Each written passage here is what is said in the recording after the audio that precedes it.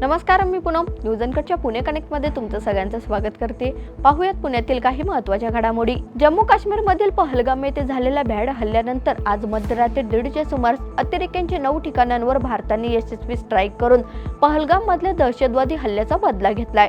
दरम्यान भारताने केलेल्या ऑपरेशन सिंदूर मोहिमेअंतर्गत हल्ल्यात पुण्यातील मृत संतोष जगदाळे यांच्या कुटुंबियांनी प्रतिक्रिया देत म्हटलंय की जे सिंदूर ऑपरेशन केलंय त्यातून त्यांनी या हल्ल्यातील सर्वांना श्रद्धांजली वाहिली आहे। पंतप्रधान नरेंद्र मोदी या मोहिमेला ऑपरेशन सिंदूर हे नाव दिलंय, त्यासाठी मी त्यांचे आभारी आहे। आमच्या समोरच आमचं कुंकू त्या दहशतवाद्यांनी पुसलं आणि दहशतवाद्यांना हा धडा देणं गरजेचं होतं। आताही मला खात्री होती थोडा वेळ घेतील पण ते हल्ला नक्की करतील, असंही जगदाळेंच्या पत्नीने म्हटलंय। ऑपरेशन सिंदूर हे अत्यंत समर्पक नाव असून मोदींनी अत्यंत योग्य पाऊल उचललंय।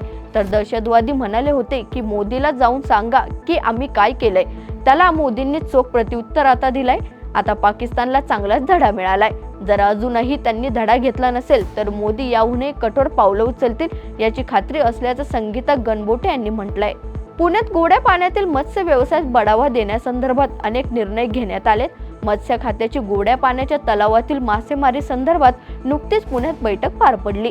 या बैठकीत तलावातील गाळ कसा काढायचा यावर चर्चा झाली आहे। तसेच पुण्यात मोठे मत्स्यालय सुरू करण्याबाबत भाष्यही करण्यात आलंय।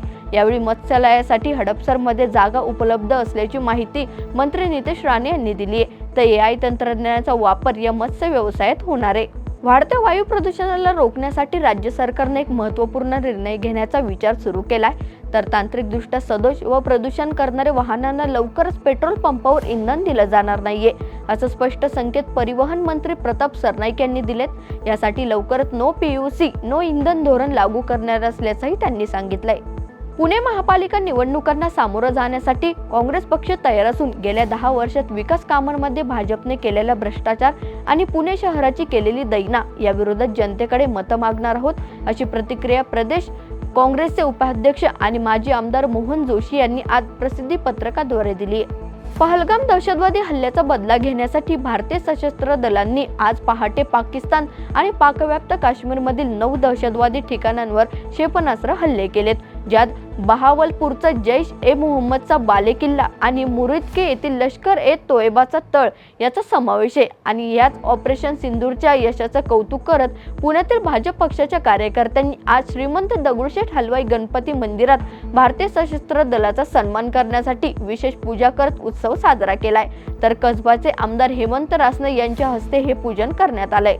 पुणे शहरासह उपनगर भागात पाण्याची मागणी वाढली असून शहराला समान नाही तर पुरेशा प्रमाणात पाणी पुरवण्यासाठी देखील पालिकेच्या पाणी पुरवठा विभागाला मोठी कसरत करावी लागते। त्यानंतर आता शहरातील शैक्षणिक संस्था, सहकारी गृहरचना संस्था, प्रत्येक हॉस्पिटल, हॉटेल्स आणि बचतीचं आवाहन केलं गेलंय। पाणी वाचवा, पाणी टंचाईवर मात करा असं आवाहन करून सहज सोप्या पद्धतीनं आपण पाणी वाचवू शकण्याच्या मार्गदर्शक सूचना जाहीर करण्यात आल्यात। पुण्यात BDP आरक्षणावरून 2007 साली पुणे मनपात समाविष्ट झालेल्या 23 गावांमधील टेकड्या आणि डोंगर माथ्यावर BDP आरक्षण टाकलंय।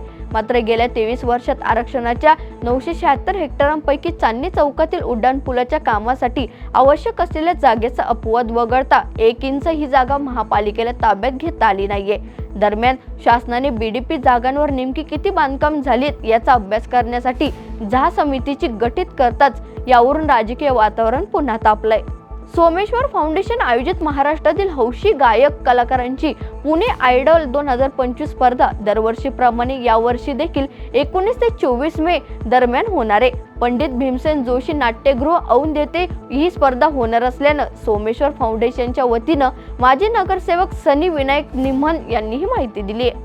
1953 साली प्रदर्शित झालेल्या श्यामची आई सिनेमात श्यामची भूमिका साकारणारे ज्येष्ठ अभिनेते माधव वजे यांचं नुकतंच निधन झालंय। वयाच्या 86व्या वर्षी त्यांनी अखेरचा श्वास घेतलाय। तर श्यामची आई या चित्रपटामुळे प्रकाश झोतात असलेले माधव वजे हे एक उत्तम नट होते।